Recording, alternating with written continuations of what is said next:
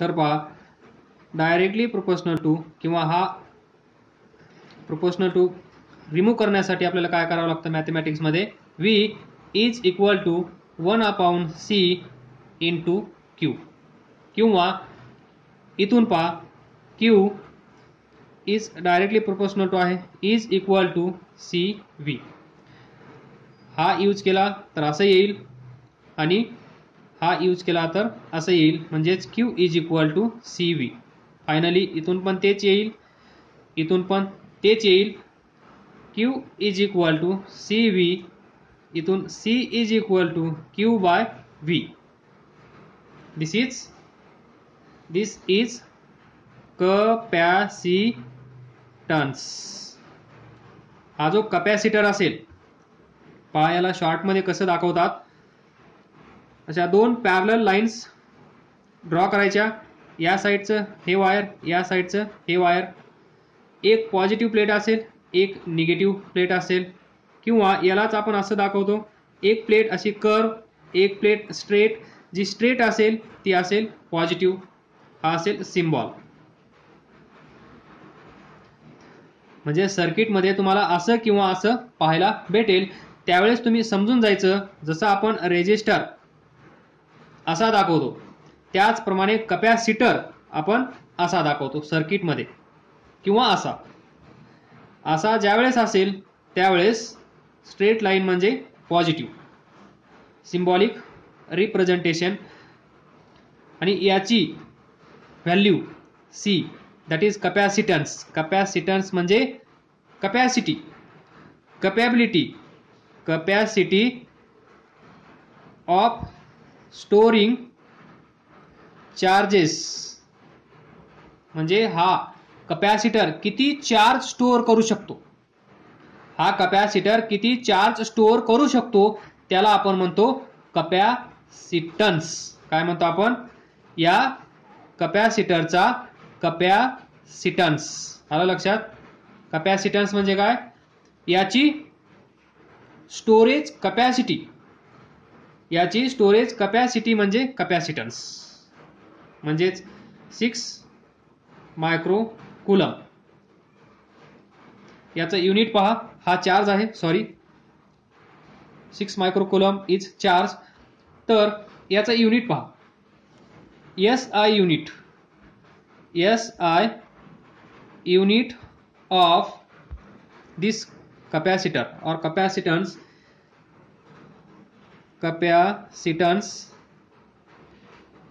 is farad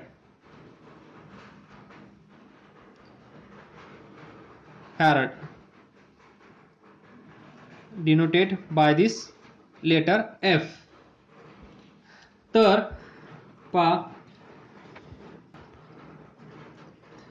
C is equal to Q by V is capacitance of capacitor तर इथे पहा 1 Coulomb charge Q म्हणजे charge 1 Coulomb charge जर असेल म्हणजे 1 कुलॉम चार्ज त्या सर्किटमधून फ्लो होत असेल आणि पोटेन्शियल डिफरन्स 1 व्होल्ट असेल तर कपॅसिटन्स किती असेल 1 फॅरड म्हणजेच 1F that is 1 farad is equal to 1 coulomb charge per unit potential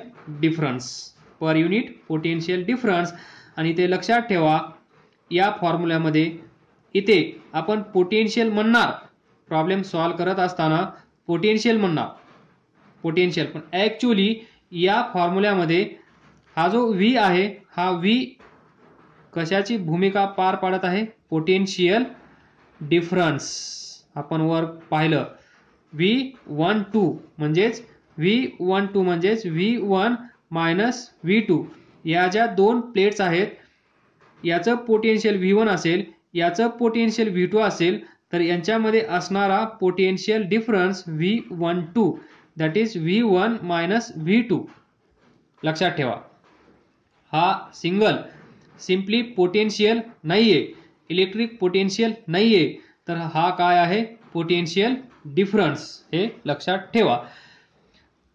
फक्त लक्षात ठेवा, प्रॉब्लेम सॉल्व्ह करत असताना आपण डायरेक्ट वीज कन्सिडर करतो, पण लक्षात असणं गरजेचं आहे, कधी कधी प्रॉब्लेम फिरवल्यानंतर ती कन्सेप्ट कामाला येते. Now C is equal to Q by V, 1 farad. 1 farad is equal to 1 coulomb divided by 1 volt potential difference. He definition येऊ शकते. तर ही डेफिनेशन कशी असेल पहा. जेव्हा आपण म्हणतो capacitor has capacitance, this capacitor has capacitance of 1 farad. किती? 1 farad. त्याचा अर्थ काय असतो, if potential difference across it, across म्हणजे समजतं ना, दिस, इकडे समजा बॅटरी आहे, तर या बॅटरीचं पोटेन्शियल असेल V, तर या साईडला V असेल तर इथे V 0 0, तर अशा प्रकारे हा पोटेन्शियल डिफरन्स. हा पोटेन्शियल डिफरन्स जर आपण इन्क्रीज केला बाय 1 व्होल्ट, हा potential difference across it increase by 1 volt when 1 coulomb, याच्यातून जाणारा चार्ज, इथून फ्लो होणारा चार्ज Q जर असेल 1 कुलोम्ब, म्हणजे या सर्किट मधून जाणारा चार्ज 1 कुलोम्ब, एवढा चार्ज फ्लो केल्यामुळे इथे होणारा पोटेन्शियल लॉस किंवा पोटेन्शियल इन्क्रीज, इथे काहीतरी पोटेन्शियल इन्क्रीज होईल किंवा डिक्रीज होईल, ते जर असेल 1 व्होल्ट, म्हणजे पोटेन्शियल डिफरन्स लक्षात ठेवा 1 व्होल्ट असेल, डिपेंड करेल इथे पोटेन्शियल ड्रॉप होत आहे की पोटेन्शियल गेन होत आहे, त्यानुसार. तर आपल्याला लक्षात ठेवायचं आहे पोटेन्शियल डिफरन्स ऑफ 1 व्होल्ट, इथे पोटेन्शियल डिफरन्स 1 व्होल्टचा होत असेल, त्या सर्किटमधून 1 कुलोम्ब चार्ज फ्लो होत असेल, तर हा जो कॅपॅसिटर आहे, या कॅपॅसिटरचा कॅपॅसिटन्स किती असेल, कॅपॅसिटन्स असेल 1 फॅरड. तर युनिट पहा, small units 1 microfarad is equal to 10⁻⁻⁶ farad, then 1 nanofarad is equal to 10⁻⁹ farad, then 1 picofarad is equal to 10⁻12 farad. हे युनिट कन्व्हर्जन्स व्यवस्थित लक्षात ठेवा, कोणतंही एक्झाम मध्ये येऊ शकतं. Now consider plate, this plate P1, याच्यावर चार्ज द्या plus, that is plus Q charge. या प्लेटचं पोटेन्शियल असेल V1, तर what is capacitance, that is C is equal to, or we can say C1 Q upon V1. तर now consider one more plate, अजून एक plate घ्या, ती plate या प्लेटच्या जवळ ठेवा P2, इथे असेल P1, याच प्लेटच्या जवळ ही प्लेट ठेवा, तर काय होईल, या प्लेटवर चार्ज इंड्यूस होतील. इथे प्लस चार्ज आहे, तर इथे या प्लेटवर मायनस चार्ज इंड्यूस होईल, negative charge will be induce here and positive charge will be induce here. म्हणजेच थोडक्यात काय केलं आहे, आपण एक प्लेट घेतली आहे, त्या प्लेटवर आपण काय केलं, चार्ज क्यू इज गिवन, हा चार्ज क्यू आपण दिला आहे. हा चार्ज या प्लेटला दिल्यानंतर या चार्जचा कॅपॅसिटन्स आपल्याला माहित आहे, C1 is equal to Q upon V1. या प्लेटचं पोटेन्शियल V1 आहे, चार्ज या प्लेटवर Q आहे, तर C1 is equal to Q upon V1. इथपर्यंत कळलं असेल. तर पहा, दुसरी एक प्लेट घ्या. ती प्लेट कशी असेल, इन्सुलेटेड. एक इन्सुलेटेड प्लेट घ्या. ती प्लेट याच्या शेजारी ठेवा काही अंतरावर ठेवल्यामुळे या प्लेटवर काही चार्ज इंड्यूस होतील.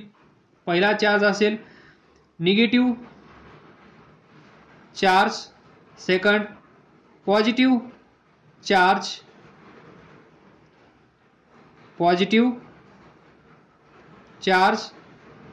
Negative charge. तर निगेटिव्ह चार्ज या साईडला असतील, inner surface of this plate, आणि पॉझिटिव्ह चार्ज आउटर सरफेसवर असतील. तर काय होईल पहा, इथे हे जे निगेटिव्ह चार्ज आहेत, या निगेटिव्ह चार्जमुळे तुम्हाला माहित आहे, पॉझिटिव्ह चार्ज असतील तर पॉझिटिव्ह पोटेन्शियल क्रिएट करतात, निगेटिव्ह चार्ज असतील तर निगेटिव्ह, पॉझिटिव्ह असतील तर पॉझिटिव्ह. तर हे निगेटिव्ह चार्ज असल्यामुळे हे निगेटिव्ह पोटेन्शियल क्रिएट करतील, आणि निगेटिव्ह पोटेन्शियल क्रिएट होत असेल तर या प्लेटचं पोटेन्शियल काय होईल, P1चं पोटेन्शियल V काय होईल, डिक्रीज. म्हणजे हे चार्जेस, हे इंड्यूस चार्जेस काय करत आहेत, इंड्यूस चार्जेस पोटेन्शियल या प्लेटचं कमी करत आहेत. त्यानंतर हे चार्ज पॉझिटिव्ह चार्ज काय करतील, पोटेन्शियल इन्क्रीज करतील. मग हे डिक्रीज करत आहेत, हे इन्क्रीज करत आहेत, तर हे आपल्याला इथे नको आहेत. कारण C इज इक्वल टू पहा Q अपॉन V. जर आपल्याला कॅपॅसिटन्स वाढवायचा असेल तर पोटेन्शियल काय करावं लागेल, कमी. तर याच्यापैकी हा काय करत आहे, पोटेन्शियल वाढवत आहे. हा पोटेन्शियल वाढवत आहे, तर हा आपल्याला नको आहे.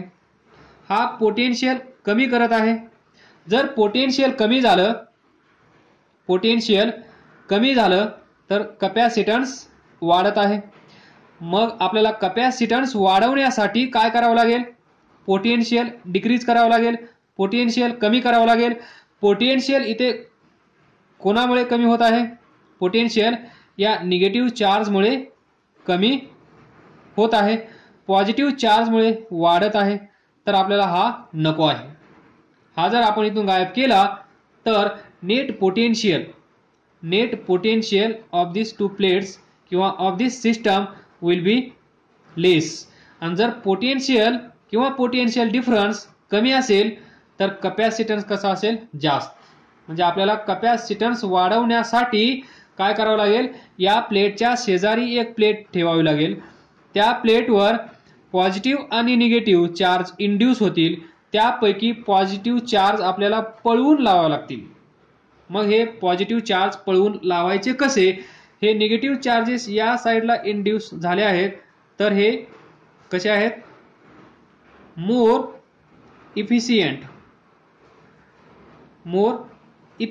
कारण पोटेन्शियल कमी करत आहेत. पोटेन्शियल कमी झालं तर कॅपॅसिटन्स वाढत आहे. सिम्पली सी ही पॉझिटिव्ह प्लेट, ही त्याच्या शेजारी ठेवलेली प्लेट, याच्यावर पॉझिटिव्ह चार्ज, इथे निगेटिव्ह चार्ज, इथे पॉझिटिव्ह चार्ज. तर हे निगेटिव्ह चार्ज काय करत आहेत, पोटेन्शियल डिक्रीज करत आहेत. हे पॉझिटिव्ह चार्ज काय करत आहेत, पोटेन्शियल इन्क्रीज करत आहेत. V increase. तर by this definition of capacitance we know Q by V, that is charge per unit potential difference is nothing but capacitance. तर कपॅसिटन्स वाढवण्यासाठी हा डिक्रीज झाला पाहिजे. तर या दोन चार्जपैकी कोण पोटेन्शियल डिक्रीज करत आहे? तर निगेटिव्ह चार्ज. तर हे आपल्याला पाहिजे आहेत, हे आपल्याला नको आहेत, सिम्पली असं लक्षात ठेवा. तर यांना इथून पळवून लावण्यासाठी आपल्याकडे अरेंजमेंट आहे. ही पॉझिटिव्ह म्हणजेच P1, या प्लेटचं पोटेन्शियल V1, ही P2, या प्लेटचं पोटेन्शियल V2. तर इथे plus plus plus plus plus, minus minus minus minus minus. तर काय करायचं? ही प्लेट, ही साईड अर्थला कनेक्ट करायची. इथले सर्व पॉझिटिव्ह चार्ज इकडे सप्लाय होतील, अर्थमध्ये निघून जातील. Total positive charges on this plate P2 जेवढे आहेत तेवढे अर्थमध्ये चालले जातील. पण हे निगेटिव्ह चार्जेस का जाणार नाहीत? कारण हे negative charges positive negative force of attraction असं लक्षात ठेवा. हे जे निगेटिव्ह चार्ज आहेत या पॉझिटिव्हली चार्ज सोबत बाउंडेड आहेत. हे निगेटिव्ह चार्ज इथून पळून जाऊ शकणार नाहीयेत. पण इथे जे फ्री चार्ज होते प्लस प्लस, हे चार्ज कसे होते? फ्री. जे चार्ज फ्री होते ते अर्थमध्ये चालले गेले. तर पहा आता जी अरेंजमेंट आहे ती कशी आहे? हा V गायब झाला, हा V म्हणजे पॉझिटिव्ह चार्जेस या प्लेटवरचे गायब झाले. तर हे पहा सिंपल स्ट्रक्चर कशाचं दिसत आहे तुम्हाला? कपॅसिटर, एक प्लेट पॉझिटिव्ह, एक प्लेट निगेटिव्ह. तर यालाच आपण काय म्हणतो? कपॅसिटर. तर इथे पहा नाऊ याचा जो हा असेल कपॅसिटन्स आपण C2 कन्सिडर करू. ज्यावेळेस सिंगल प्लेट होती त्याचा आपण C1 कन्सिडर केला. तिथे असणार पोटेन्शियल V1. आता जी नवीन स्ट्रक्चर आपल्याला भेटला आहे त्याचा कपॅसिटन्स आपण C2 कन्सिडर करू. तर इथला कपॅसिटन्स C2 काय असेल? Normally Q divided by V, charge Q same असेल, डिवायडेड बाय V. V म्हणजे पोटेन्शियल डिफरन्स V1 V2. इथे पहा ज्यावेळेस ही प्लेट आपण अर्थला कनेक्ट केली त्यावेळेस पॉझिटिव्ह चार्जेस जे फ्री होते ते इथे पळून गेले. निगेटिव्ह चार्जेस अवेलेबल आहेत. निगेटिव्ह चार्जेस काय करतात? पोटेन्शियल डिक्रीज करतात. तर मग V इज इक्वल टू काय येईल? इथे V1 जे अगोदर पोटेन्शियल होतं एवढं पोटेन्शियल मायनस होईल. इथे एवढं पोटेन्शियल असेल, हे पोटेन्शियल डिक्रीज होईल. कारण आपण काय सांगत आहोत? Negative charges, negative induce charges काय करत आहेत? लोअर्स किंवा डिक्रीजेस द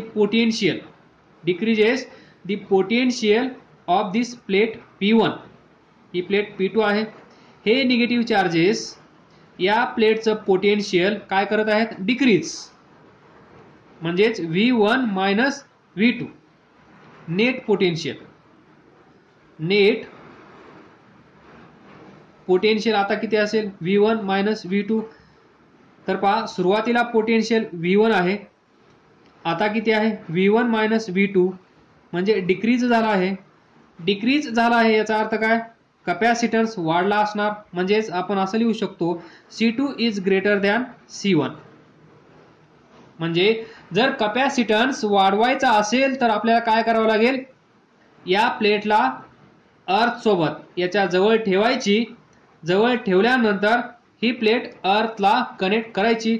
ही प्लेट जसं आपण अर्थला कनेक्ट करू त्याच वेळेस या प्लेटचा कपॅसिटन्स वाढलेला असेल. हे आपल्याला इथून दिसून येत आहे. सिंपली समरी पहा, ही प्लेट आहे, या प्लेटचा कपॅसिटन्स आपल्याला वाढवायचा आहे. सुरुवातीला C1 असेल, नंतर असेल तो C2 असेल असं कन्सिडर करा. C2 ची व्हॅल्यू C2 ग्रेटर दॅन असला पाहिजे C1. म्हणजेच सुरुवातीला या प्लेटचा काहीतरी कपॅसिटन्स असेल, नंतर या प्लेटचा काहीतरी कपॅसिटन्स असेल, तो कपॅसिटन्स इन्क्रीज झालेला पाहिजे. म्हणजेच या प्लेटचा कपॅसिटन्स इन्क्रीज करायचा असेल तर आपण काय करू, याच्या समोर एक प्लेट ठेवू, याचा चार्ज प्लस क्यू असेल तर इथे निगेटिव्ह चार्जेस जमा होतील, इथे पॉझिटिव्ह चार्जेस जमा होतील, त्याला आपण म्हणतो इंड्यूस चार्जेस. ही प्लेट अर्थला जोडल्यानंतर हे सर्व पॉझिटिव्ह चार्जेस फ्री असल्यामुळे अर्थमध्ये चालले जातील आणि हे सर्व चार्जेस अर्थमध्ये गेल्यामुळे या प्लेटवर फक्त आणि फक्त एकच चार्ज असेल, तो म्हणजे मायनस. आणि मायनस चार्ज इथे काय करत आहे, हा मायनस चार्ज या प्लेटचं पोटेन्शियल किती आहे V1, या प्लेटचं पोटेन्शियल काय करत आहे, हा मायनस साइन डिक्रीज करत आहे, रिड्यूस करत आहे, हे तुम्हाला लक्षात ठेवायचं आहे. तर हे रिड्यूस कितीने होईल, तर इथलं V2 असेल तर V1 minus V2 net potential. V1 positive charge positive potential create करतो, negative charge negative potential create करतो, तर पॉझिटिव्ह V1 निगेटिव्ह V2, तर नेट पोटेन्शियल काय असेल V1 मायनस V2. मग आपण कपॅसिटन्स फाइंड करू शकतो Q by net potential difference V1 minus V2. आणि हा पॅरामीटर कधी पण V1 पेक्षा कसा असेल, V1 पेक्षा लहान असेल, कारण V1 मधून काहीतरी मायनस होत आहे, म्हणजे V1 ची व्हॅल्यू डिक्रीज होत आहे, जी सुरुवातीला होती ती, जी या प्लेटचं पोटेन्शियल कमी होत आहे, मग कपॅसिटन्स वाढेल. काय समजलं नसेल तर विचारा, अभ्यास करत राहा, पुढे जात राहा. All the best. थँक्यू.